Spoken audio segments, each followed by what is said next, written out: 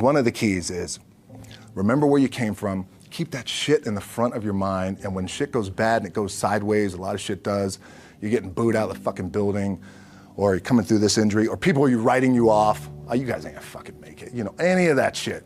You gotta keep it in here.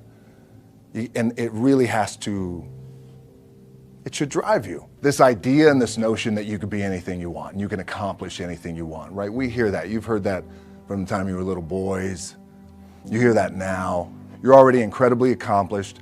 You can win an NBA championship, MVP of the league. You could become president. You could become governor. You could be in entertainment. You could do Charles, and you could do Shaq. You could do that. You could do whatever you want to do. You guys know that. The thing that has worked for me is to remember the hard times. So, and I'm sure you guys all have your processes. And again, I'm going to tell you what's worked for me.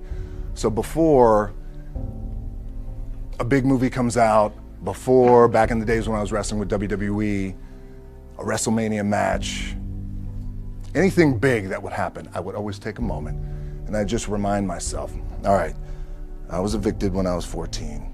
We were kicked off the island. We couldn't live in Hawaii. Had no place to live. A lot of shit happened. Then when I moved to Nashville, I was arrested multiple times by the time I was 16 years old. I gotta remember that. If I were playing on this team, which my skills are, what's that term? Oh, the shits. So I'll never play. But before I lace up, before I get on the court, before I play in these big games, before I go to the Staples Center, where history is there, those are historic walls there at the Staples Center. I would remember that, and it allows me then to be present in the moment and understand, holy shit, the stuff I have around me right now, this is the shit that I dreamed of when I was a kid. I am here. I played for University of Miami, played for great teams. Warren Sapp, Ray Lewis, they were my teammates. They were balling. Warren Sapp was playing tight end that time. I was starting defensive tackle.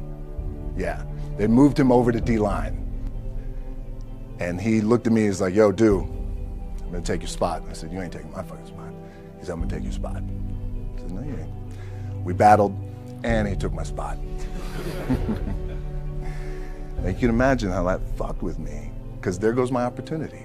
He went in, switched to defensive tackle, lit the world on fire. Well, what that did, it crushed me, it crushed my dreams. I had a piss poor senior year, zero production, no NFL, no combine invite, nothing. Finally went to the CFL.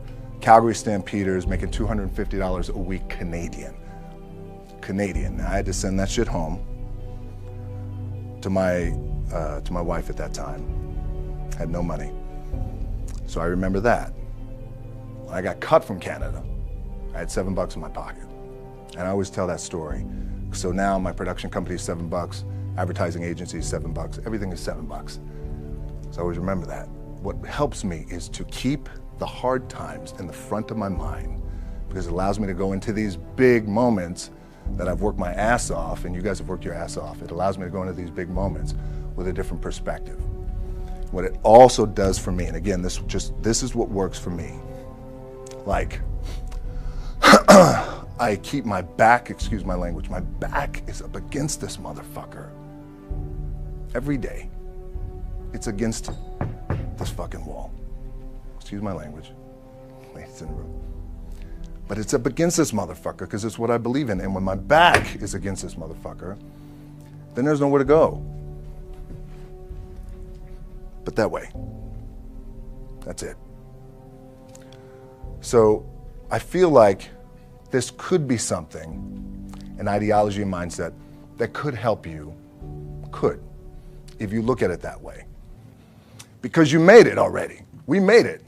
We're successful boys, and we're lucky boys to be where we're at. Oh, you guys made it. Everybody's rich in the room.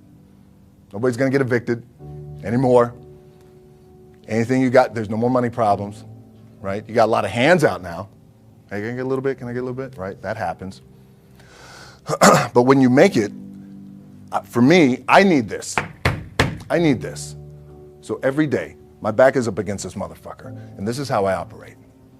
Now, doesn't mean you don't smile, doesn't mean you don't laugh and joke, right? You're happy, I'm a happy guy. But when it comes to business and when it comes to executing, it's up against this. And I got to go that way. And I don't give a fuck who is in front of me. They're not going to stop me. I feel like for me, it feels seamless because you prepared for so long. But it's just like you guys prepping for a game. That's the fun part. That's where it's like, fuck, it's fun, man. People are paying their hard-earned dollars to come see you. They're cheering. They're going bananas. They're booing the shit out of you or on the road. That's fun. That's what you live for. I mean, that's the juice right there. The prep is where the character's made.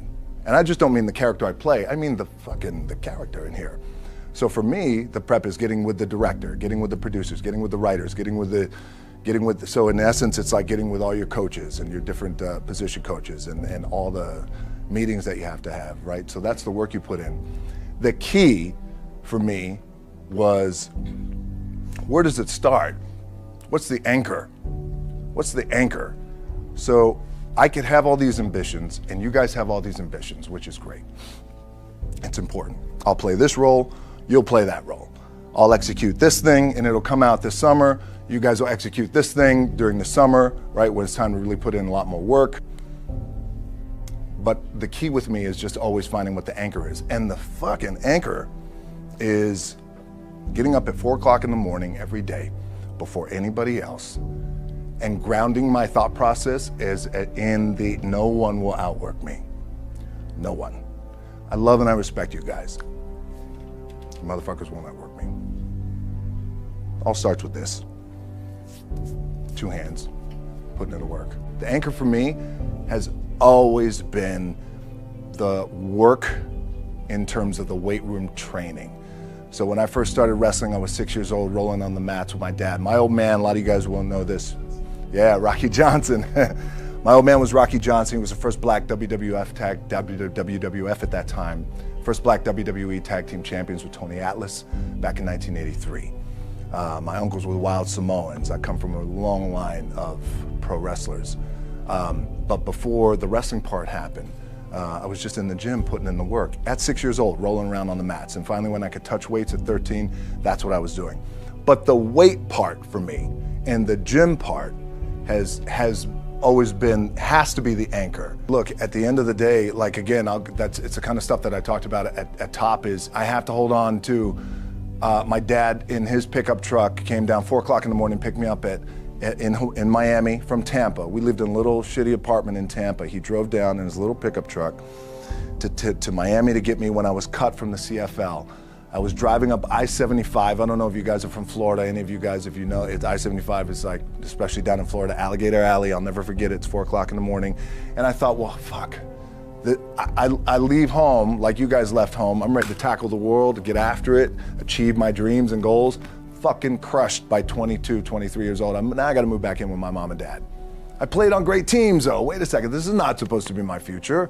I'm supposed to be in the NFL right now. I'm supposed to be making a lot of coin and buying my parents shit, buying me shit, taking care of my wife, but it never happened.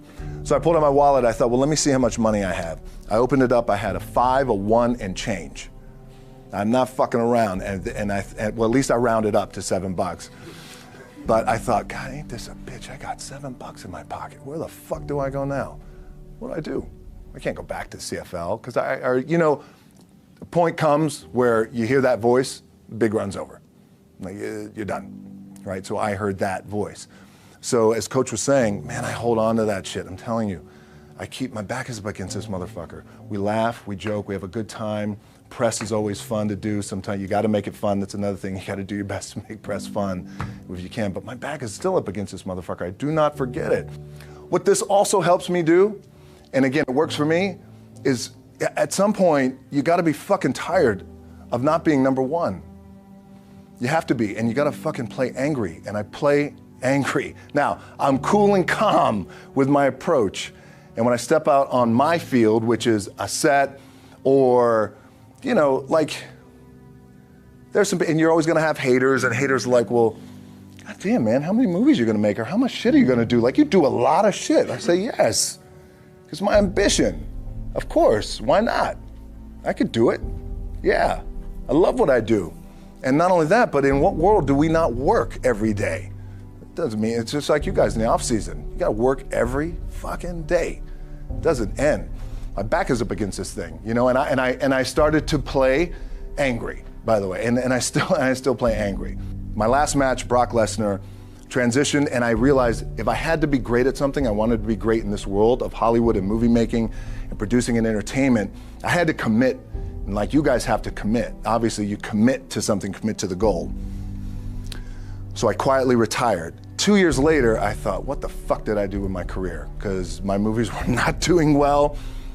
I was written off. I was like, it was around 2006, 2007. I was like, God damn. I left, I pulled a Jim Brown. I left when I was on top, like #1 in the wrestling business, and I left. It was a ballsy, gutsy, some call it stupid move, but I had to commit and I had to follow what was in my gut.